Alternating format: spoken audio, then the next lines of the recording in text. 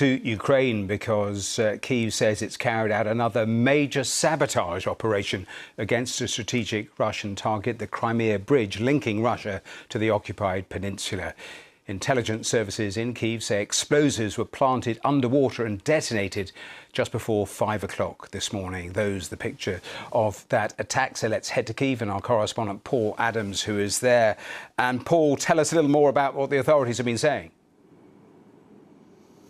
Yeah, Matthew, this is the second time in 2 days that the SBU has been claiming responsibility for a major operation. Clearly nothing on the scale of the attacks on the Russian air bases on Sunday, but nevertheless a very important and significant target. The Kerch bridge has been the object of Ukrainian anger and hatred ever since it was opened in 2018. It was a pet project of Vladimir Putin. He personally opened it just 4 years after Russia annexed the Crimean Peninsula. It formed a link between the Russian mainland and, of course, what Ukrainians continue to regard as occupied territory.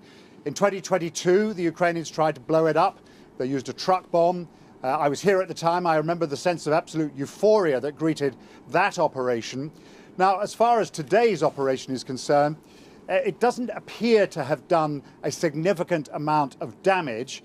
The bridge was reopened a short time afterwards, although we understand that this afternoon the bridge was closed again, possibly following a second explosion. So it is kind of an ongoing situation. But I think the kind of overall message here is that Ukraine is showing that it is on the front foot, that it is able to hit Russian targets sort of at will, and that the Kerch bridge remains very much in their sights.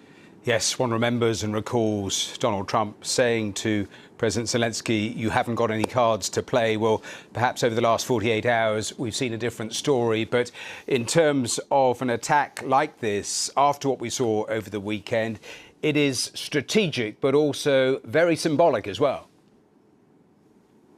It's highly symbolic. It is regarded as a massive symbol of Russian occupation. That is how all Ukrainians regard it. And it is also, as you say, strategic. In the run-up to the full-scale invasion of Ukraine in 2022, we saw all kinds of military traffic passing this way and that over the Kerch Bridge, which is both a railway and a road bridge. And then after that truck bomb, we saw it closed for quite some time. For a long time after its opening in 2018, it represented the only link between Russia and occupied Crimea. Of course, after the invasion, as Russia seized all that territory north of the Sea of Azov in southern Ukraine,